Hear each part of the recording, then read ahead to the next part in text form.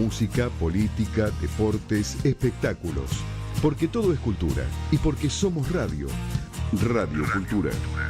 fmradiocultura.com.ar. Buenas tardes, amigas y amigos de la República Argentina, desde Montevideo, Uruguay, o como me gusta decir a mí, desde el otro lado del charco, Juan Raúl Ferreira, para que juntos peguemos una mirada al mundo. Hoy con alguna yapa. En primer lugar les queremos contar, aunque no nos vamos a meter mucho en el tema, el viernes ya empieza la veda preelectoral, pero Uruguay entró ya en la recta final de su campaña electoral de caras al próximo domingo, donde se celebrará algo parecido a lo que en Argentina llaman las PASO. Pero en este caso la coyuntura política de Uruguay, el hecho de que acá no hay reelección presidencial y otras yerbas, hacen que esta elección pueda ser un verdadero adelanto de lo que será el resultado de la primera vuelta presidencial en octubre. Mientras que en octubre las elecciones en Uruguay serán obligatorias.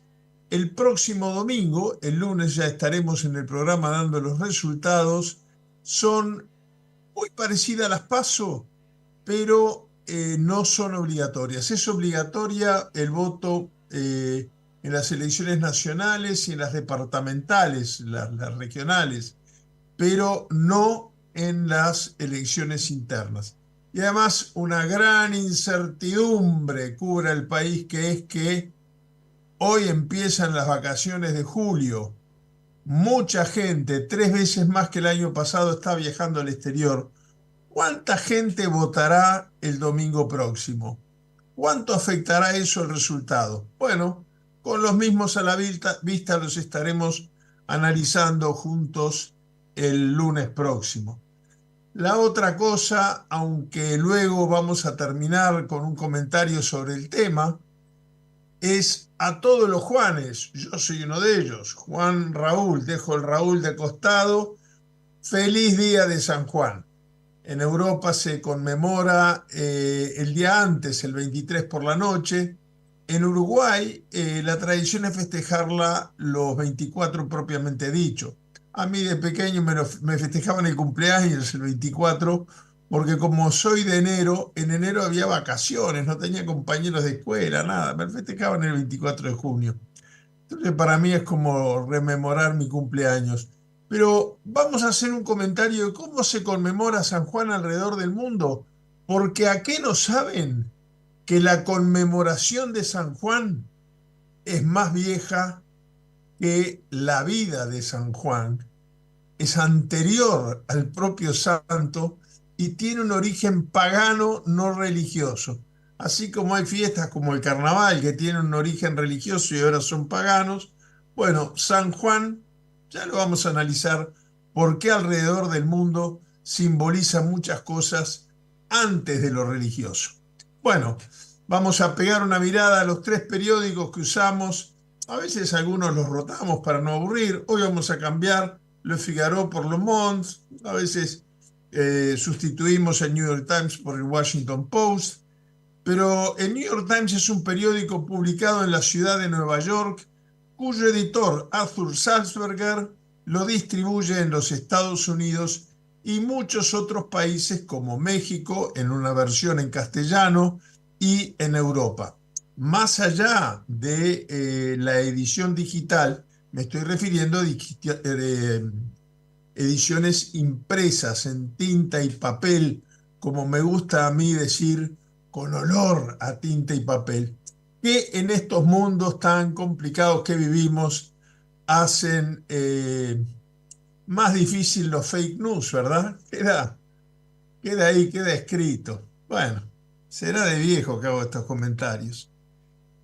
Hemos seleccionado una noticia relacionada con América Latina. También cuando hacemos la selección de los periódicos más importantes alrededor del mundo, tratamos de equilibrar noticias de una parte y de otra para que vamos a ir de América Latina a Europa y de Europa a China, para por lo menos con estos tres periódicos tener una visión global de lo que está ocurriendo alrededor del mundo.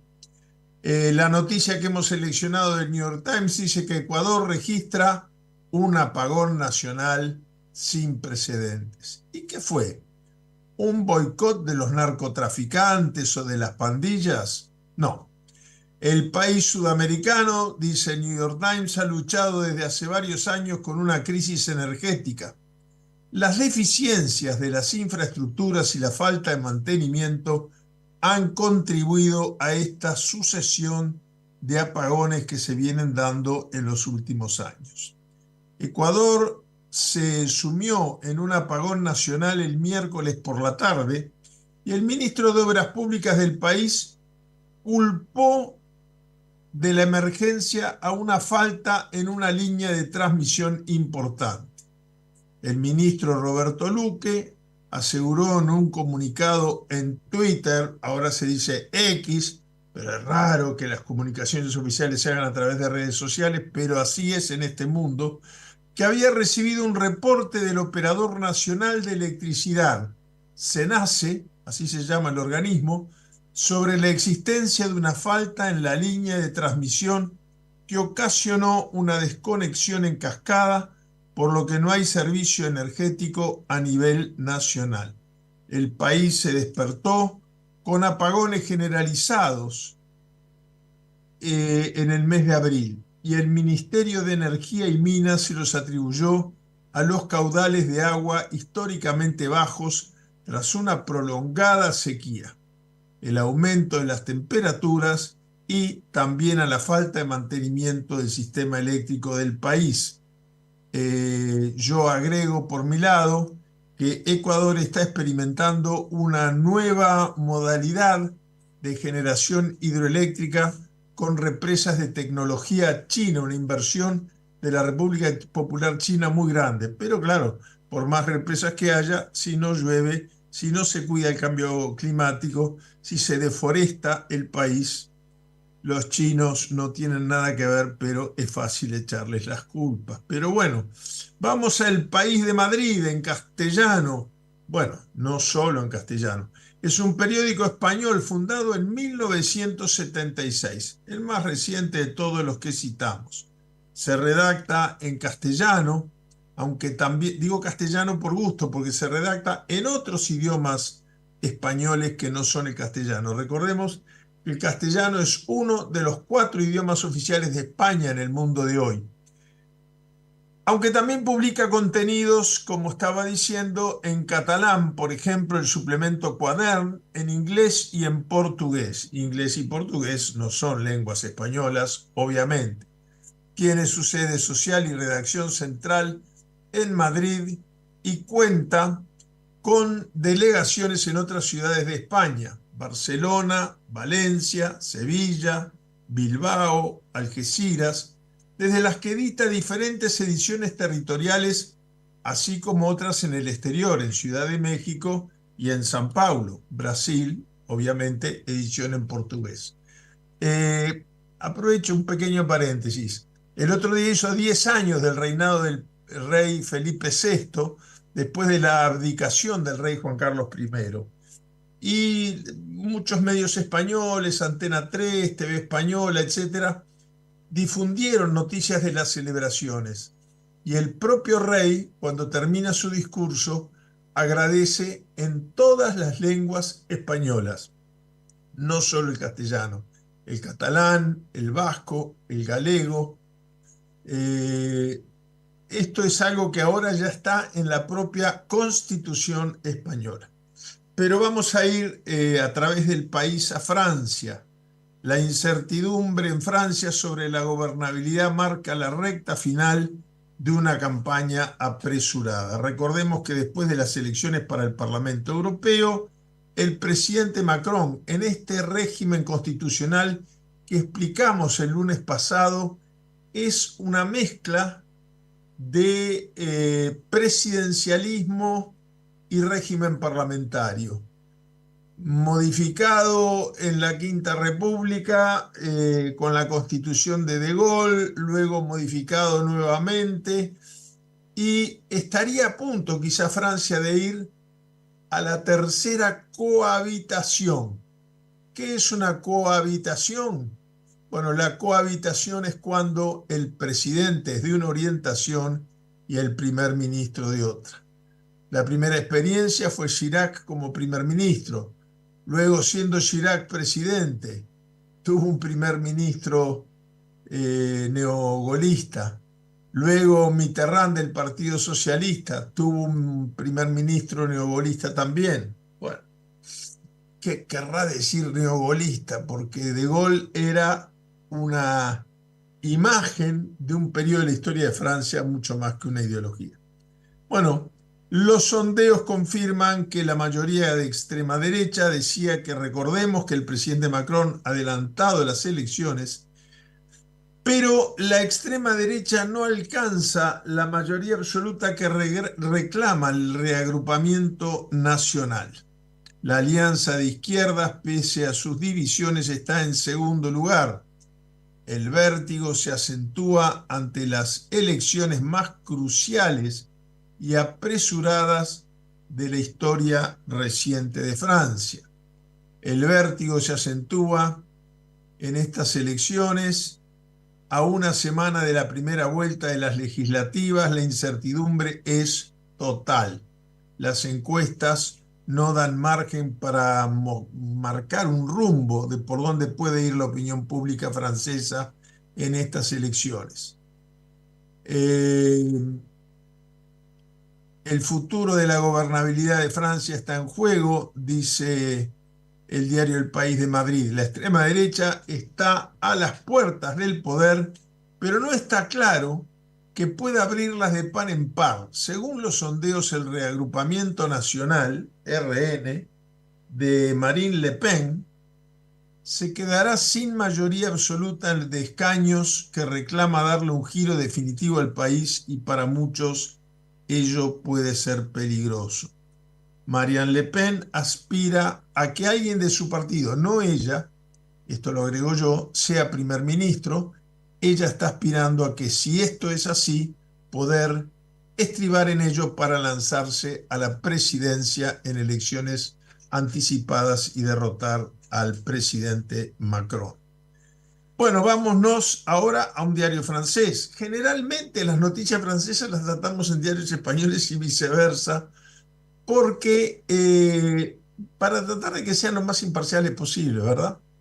Bueno, vamos al diario Le Monde, un periódico vespertino francés publicado de manera continua en París desde 1944 por el periodista Hubert Beuve-Méry. Su línea editorial es de centro izquierda y sus lectores son políticamente mixtos, con un mayor porcentaje orientado a la izquierda del espectro político, más a la izquierda aún que la línea editorial del periódico. Un editorial muy importante llamado "La guerra no es el camino más corto hacia la paz". En un mundo, dice el editorial, en el que muchos estados, Ucrania, Rusia, Palestina, Israel, consideran como existenciales los conflictos en que están inmersos, ¿cómo podemos evitar que se llegue a los extremos, sobre todo cuando las grandes potencias se saltan sus propias reglas?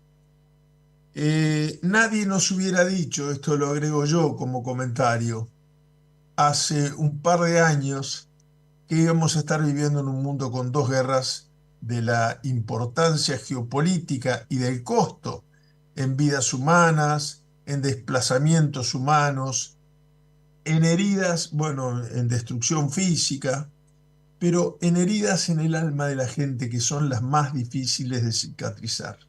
La gente se puede acostumbrar a andar con una sola pierna o un solo brazo. Más difícil que se acostumbre a la idea de ver morir a sus hijos, niños, a veces bebés de pecho, en sus propios brazos. Y esto está ocurriendo en Ucrania, y está ocurriendo sobre todo mucho después de la atroz e injustificable toma de rehenes e invasión y bombardeo por parte del grupo terrorista Hamás en Israel, pero que ha merecido una respuesta del Estado de Israel no menos condenable. Y los instrumentos para la paz a los que se refiere Le Monde son realmente muy importantes de evaluar, porque el propio secretario general de las Naciones Unidas, Antonio Guterres, ha dicho que el Consejo de Seguridad de las Naciones Unidas, si no se modifica tal como fue concebido después de la Segunda Guerra Mundial, en la cual las 5 potencias ganadoras, entre comillas, la Francia ahí, que en realidad Francia estaba ocupada por los alemanes, bueno, la ganó De Gaulle hablando por radio desde el Reino Unido, ¿eh? Pero quiero decir, es muy difícil determinar quién ganó o quién no ganó. Bueno, la Unión Soviética y Gran Bretaña sin lugar a dudas, Estados Unidos intervino al final, pero las 5 potencias consideradas ganadoras, o sea que se incluye a Francia y se incluye a China, tienen derecho a veto. Es más, Naciones Unidas reconoció durante mucho tiempo una China, después cambió por Taiwán por la República Popular, y allí se fue Taiwán con su derecho a veto a su casa. Y pasó de derecho a veto a ni siquiera tener un asiento. ¿Qué resolución sobre la guerra entre Ucrania y Rusia puede contar con un consenso de Estados Unidos y de eh, Rusia, por ejemplo? Bueno, China se ha ofrecido para ser mediadora, pero Estados Unidos la considera muy cercana a Rusia. Ahora hubo una conferencia internacional muy importante en Suiza, un país con una tradición de no intervención en conflictos bélicos histórica, legendaria. Y sin embargo, muchos países no acompañaron, países importantes, latinoamericanos como México, no acompañaron la resolución porque la consideraron desequilibrada, sesgada y poco viable de instrumentar. Seguimos sin un instrumento multilateral. Estamos viviendo una verdadera crisis del multilateralismo en el mundo, ¿no? Y esto dificulta mucho las negociaciones de paz cuando llega la hora de dejar de tirar bombas e ir a la negociación. Termina el editorial de Le Monde diciendo: ante el actual clima de guerra, el ex primer ministro francés Dominique de Villepin, quien en 2003 dijo no a la invasión de Irak en un célebre discurso en las Naciones Unidas, reivindica el papel de la diplomacia y urge a repensar el lugar de Europa en el mundo. Una idea muy importante, pero muy importante que venga de quien viene, que no podrá ser acusado de sesgado o prorruso. No, no. Creo que es un aporte muy importante y hace bien el diario Le Monde en sacar este editorial respecto del tema. Vámonos ahora al salpicón de noticias. Las 5 noticias más importantes que creemos que hacen a la información de esta semana que empieza y la semana que estamos dejando atrás. Y la vamos a recibir, como todos los lunes, con ese canto que yo reivindico tanto, en homenaje al Canillita. ¿Quién era para los más jóvenes el Canillita? Y el muchacho joven que recorría las esquinas de Buenos Aires y de Montevideo, únicos lugares donde se utilizaba este nombre, gritando los titulares de las noticias para vender el diario. El Canillita era el vendedor de diarios que subía al colectivo, que se paraba en la esquina, y el Canario Lunas, el icónico cantante popular uruguayo, le hizo esta canción en su homenaje, El grito del canilla. Bueno, vamos a pegar una mirada rápida a los 5 titulares más importantes de las cosas que ocurrieron la semana pasada, de distintos medios, agencias de noticias, periódicos, etc. Reportan 47 muertos tras las inundaciones en el sur de China. Estas noticias se están volviendo recurrentes y lo más grave, nos estamos acostumbrando a ellas. Los muertos frutos del cambio climático.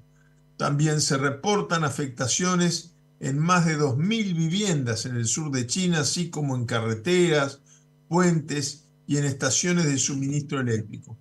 Como consecuencia de las inundaciones por lluvias torrenciales en el sur de la República Popular China, sobre todo en la provincia de Cantón y la región autónoma de Guangxi, los medios oficiales notifican este domingo 47 muertos y 2 desaparecidos.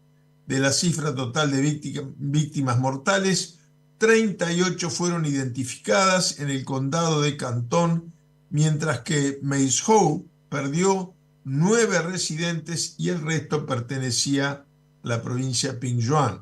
Sin embargo, el reporte de la agencia de noticias Xinhua y la televisora CCTV puede aumentar en las próximas horas cuando se conozca el impacto de otras regiones sureñas donde este fin de semana arrancaron las lluvias torrenciales. Las estadísticas preliminares de las autoridades locales refieren a un aproximado de 53.000 habitantes afectados por las inundaciones. Además, indican el colapso de cerca de 2.500 viviendas y otros daños materiales valorados aproximadamente en 800 millones de euros. El cambio climático en la República Popular China. Bueno, sigamos un poquito más con China para decirles que China y Estados Unidos iniciarán consultas por aranceles a vehículos eléctricos. China aseguró que tomará todas las medidas necesarias para proteger los derechos e intereses legítimos de sus empresas.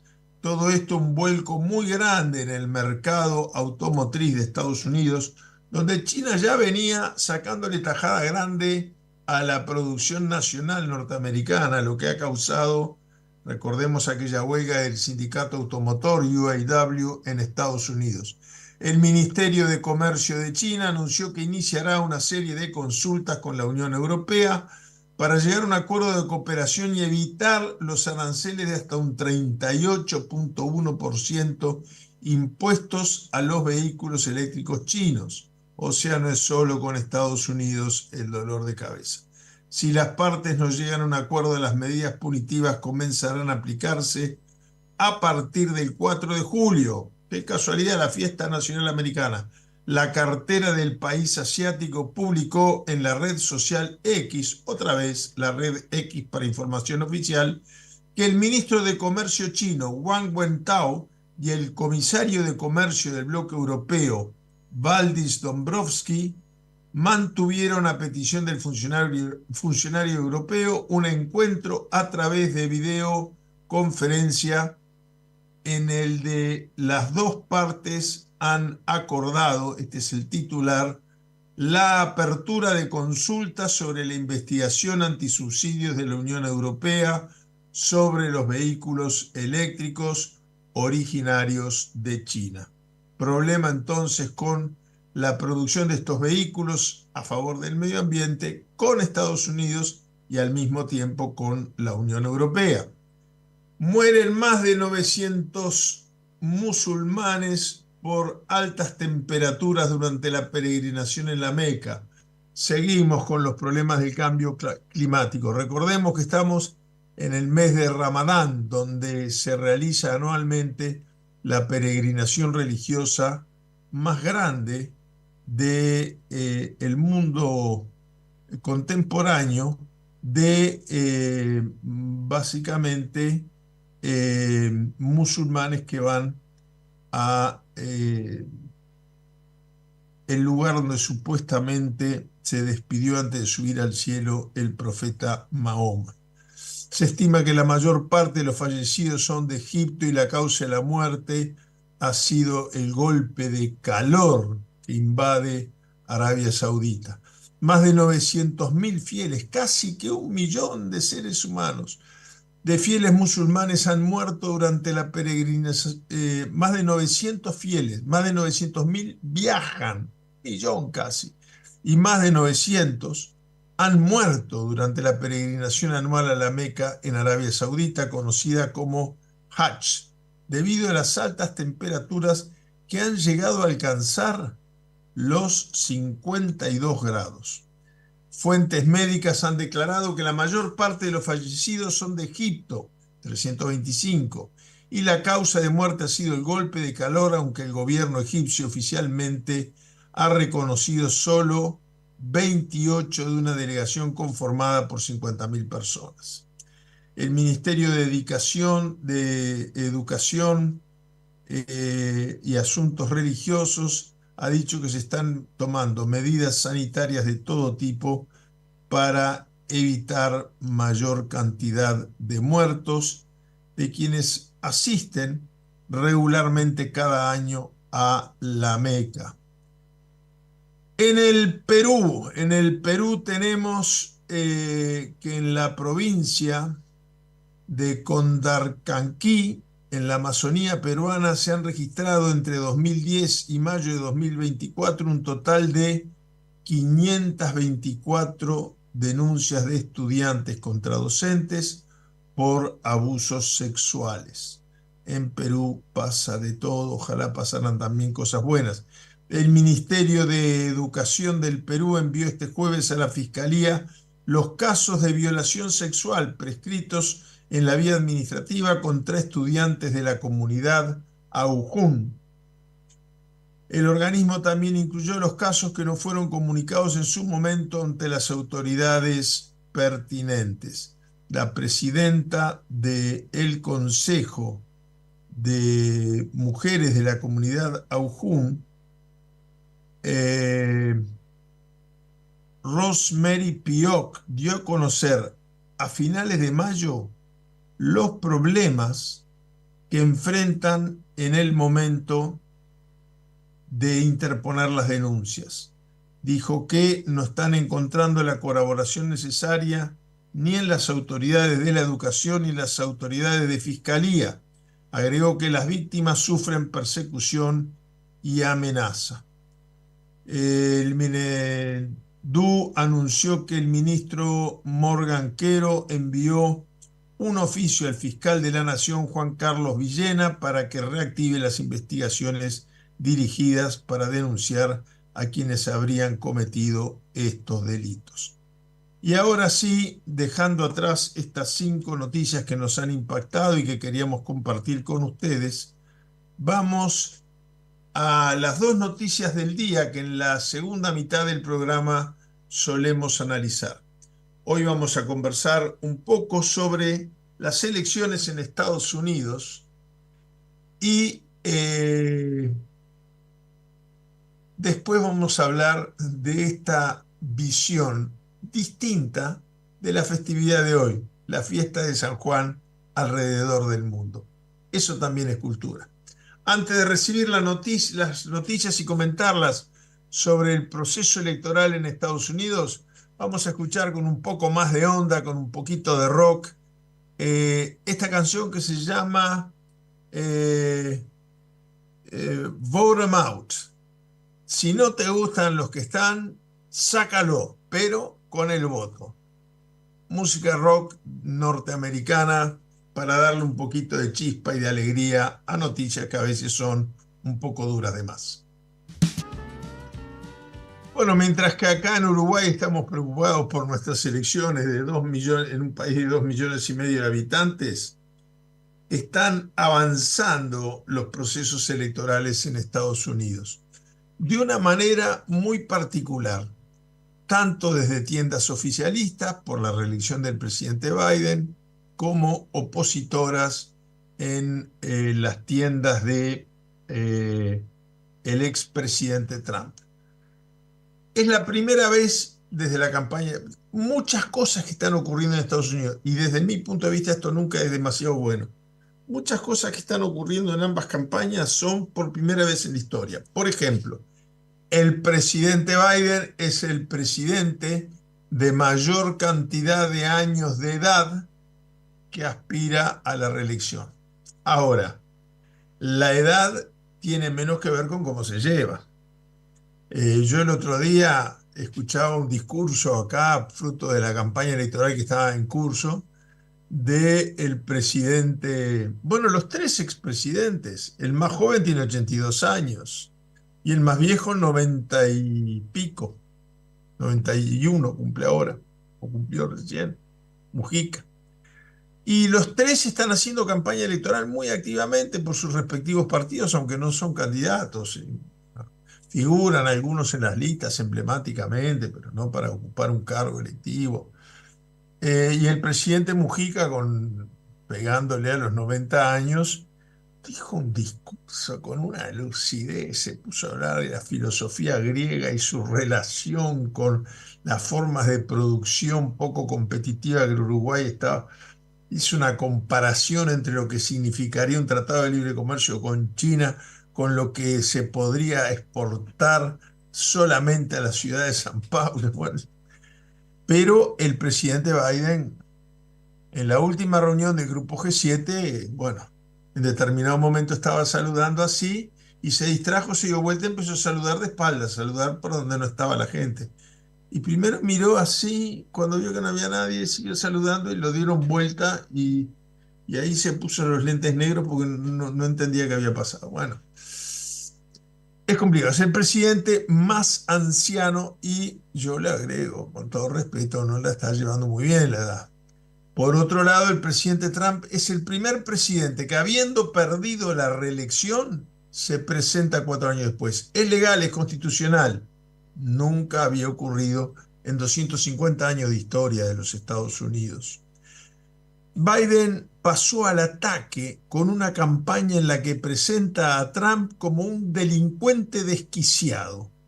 El presidente de Estados Unidos lanza un anuncio agresivo contra su rival la semana previa al primer debate que será esta semana, el primer debate entre los candidatos.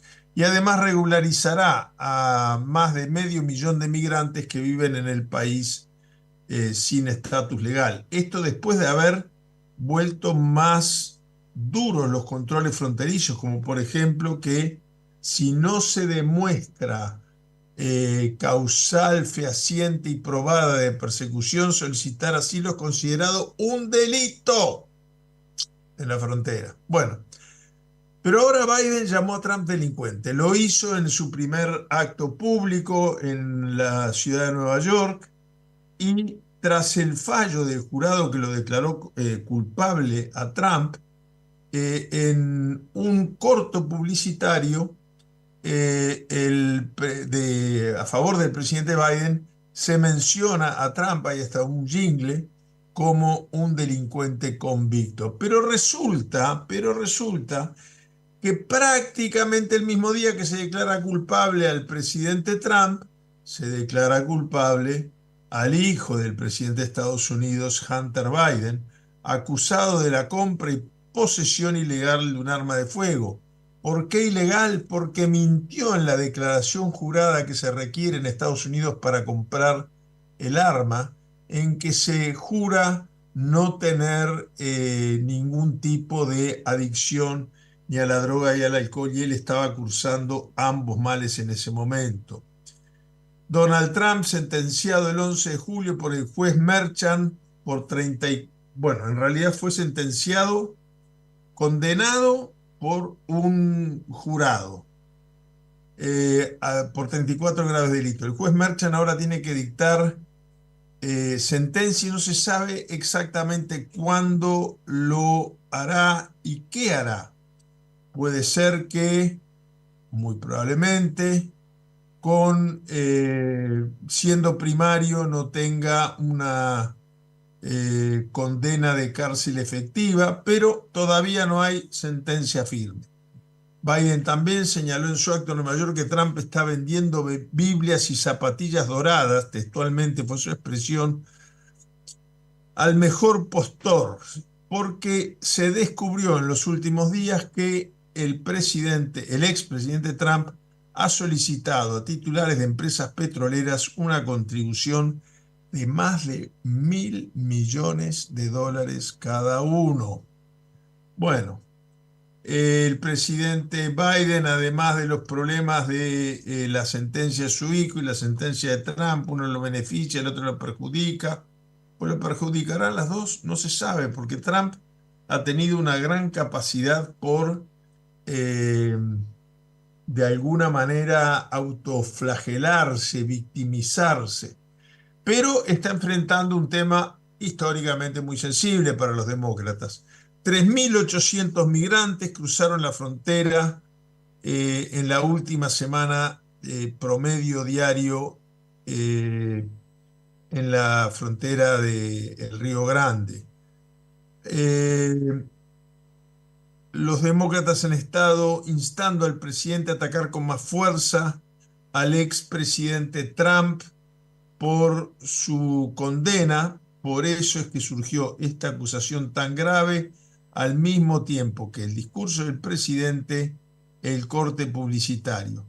Pero en los temas de campaña, el tema migratorio sigue siendo un tema clave y sensible.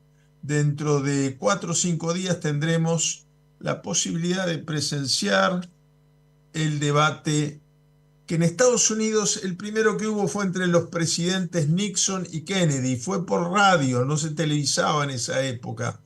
Y todos los datos de las encuestas sugieren que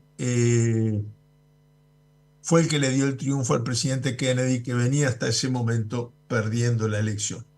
Bueno, ahora sí nos vamos al último comentario de hoy, que es un comentario más light, si se quiere, y que tiene que ver con esa festividad que se conmemora hoy en la mayoría de los países del mundo, en España sobre todo, donde es algo icónico, hasta de atractivo turístico, yo diría, la noche de San Juan.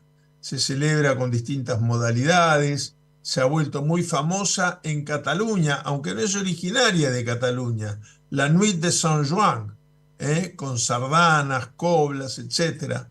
Y vamos a contarles un poco cómo nace, dónde nace y cómo ha evolucionado esta tradición de festejo. Y la vamos a recibir justamente con una canción catalana que cantan todas las coblas. Las coblas son las orquestas destinadas a que se baile la sardana, el baile típico de Cataluña. La Nuit de Sant Joan. Adelante. San Juan. Bueno, volvemos a reiterar nuestro saludo especial a todos aquellos que se llamen Juan, o que se llamen Juan de primer nombre, porque Juan es un nombre de compañía, ¿no? Mucho. Hay muchos Juan, punto. Hay Juan Bautista, Juan María, Juan. ¿eh? A todos los Juanes, muy feliz día de San Juan. Acá en Uruguay no se celebra mucho. Uruguay es un país muy laico, ¿no? Pero vamos a ver cómo la fiesta de San Juan también es laica. Pero acá se celebra los 24.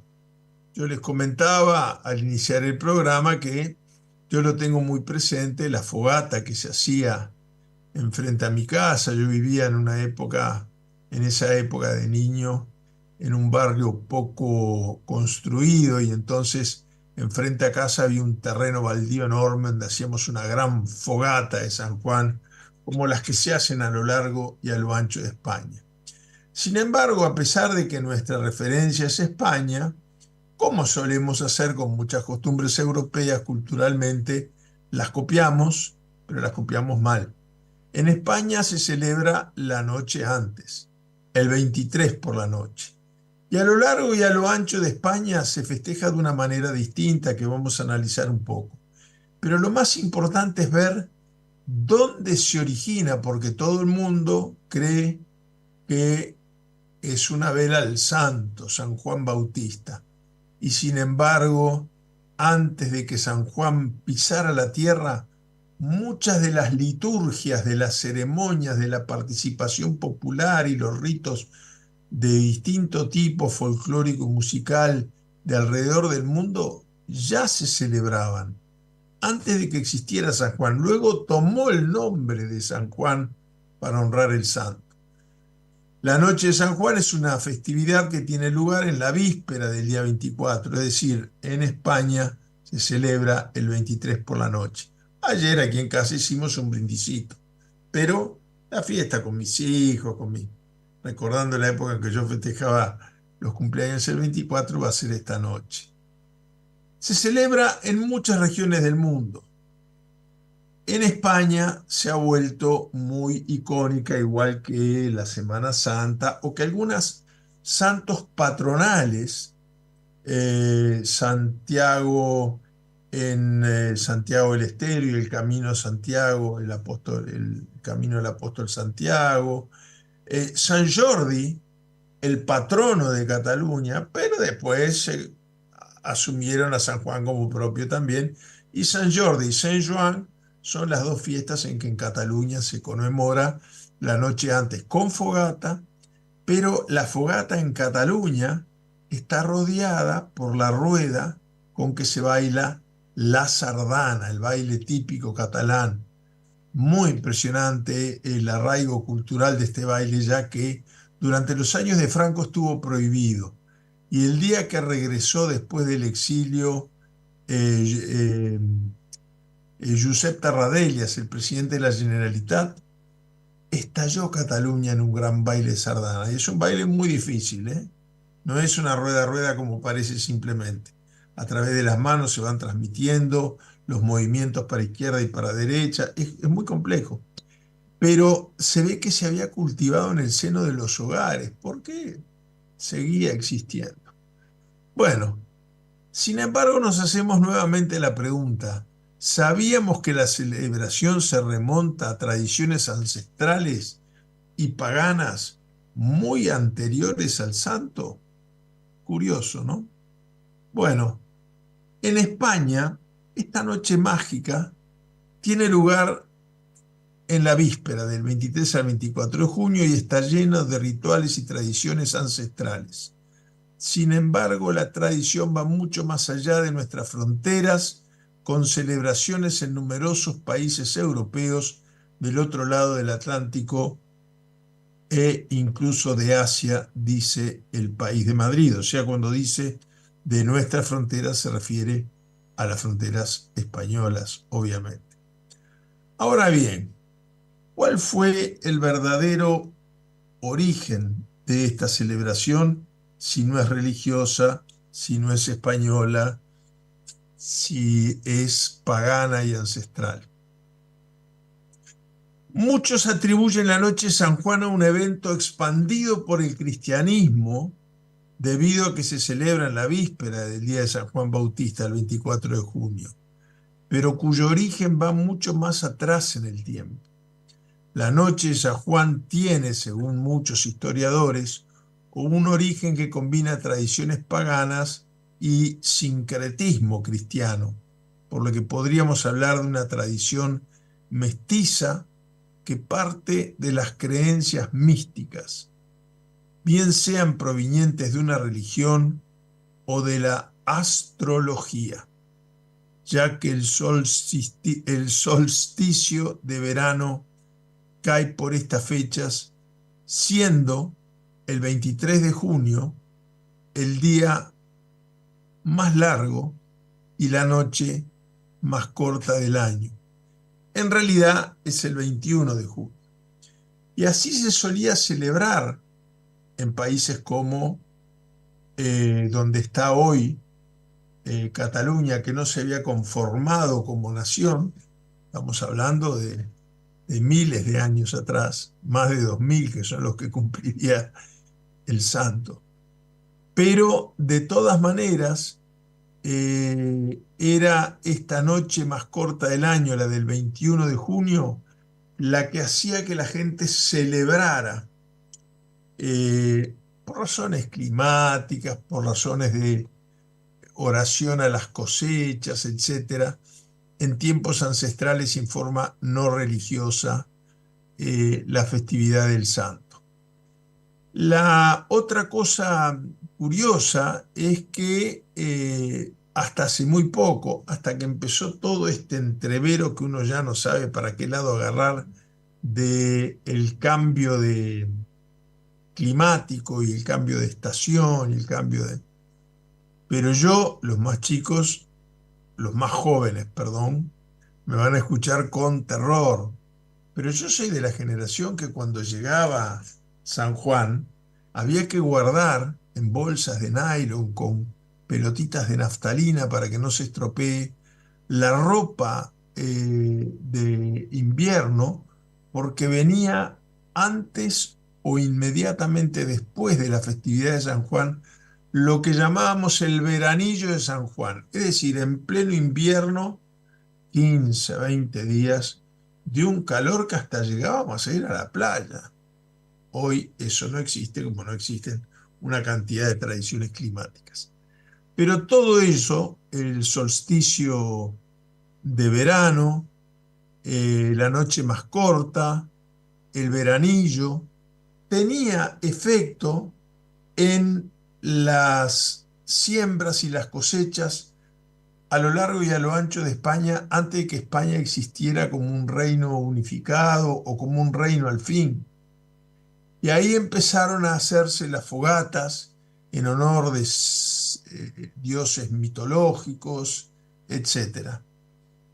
Sin embargo, después del advenimiento del cristianismo y en una España muy católica, se ató esta festividad del 21 de junio, se trasladó 2 días al 23 de junio y se empezó a hacer para honrar con los mismos pedidos, con las mismas tradiciones y las mismas ceremonias a San Juan Bautista por la producción y el alimento de las familias que lo celebraban. Así es como nació, como tantas cosas, el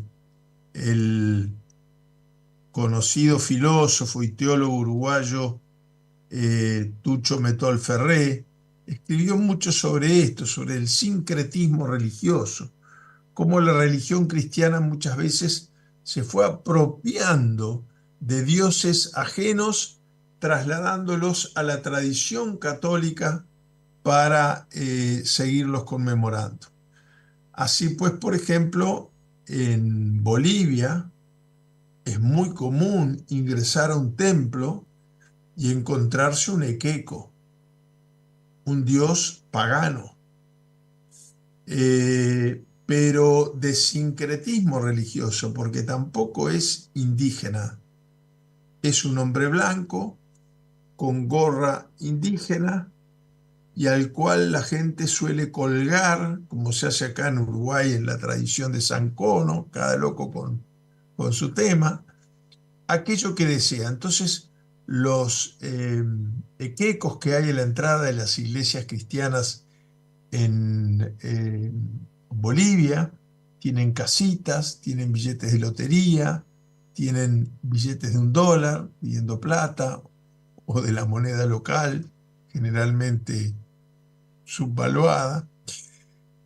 Pero todo esto es parte del sincretismo religioso con el cual, bueno, muchos pueblos latinoamericanos se fueron convirtiendo al catolicismo sin abandonar su tradición religiosa propia. Curiosamente, lo mismo ocurre en Europa. También se festeja San Juan en Francia, solamente en países latinos, ¿no? En Italia mucho menos, pero se festeja. Bueno, en el Vaticano más de tipo religioso, pero en algunos pueblos de Toscana, etcétera. Pero es en España donde América Latina se ha inspirado para la celebración de la noche de San Juan. Y así como los catalanes se la apropiaron con la fiesta de San Juan, teniendo entonces dos fiestas patronales, la de San Jordi y la de San Juan, también se festeja en Galicia, también se festeja en Andalucía, también se festeja en algunas zonas católicas, muy católicas del País Vasco, se festeja también en Valencia, se festeja también en Madrid. Yo recuerdo haber presenciado algunas celebraciones de la víspera de San Juan en la propia Plaza de la Puerta del Sol y Plaza de España, cerca del Palacio de Oriente, en la ciudad de Madrid. Bueno, nos parecía importante en esta noche de San Juan saludar a todos nuestros oyentes que lleven el nombre y contarles un poco, que sean cristianos o no, tienen mucho que festejar porque el catolicismo lo festeja con una serie de tradiciones. La fogata es fundamental, aunque tiene origen catalán, pero sobre todo porque alrededor del mundo fue, ha sido y seguirá siendo una fiesta con una veta religiosa y otra mucho más ancestral, pagana. Bueno, queridas amigas y queridos amigos, nos venimos acercando al final del programa y nos despedimos, que vamos a iniciarlo anunciándoles el resultado de las elecciones internas que se celebrarán el próximo domingo en Uruguay. Hasta el próximo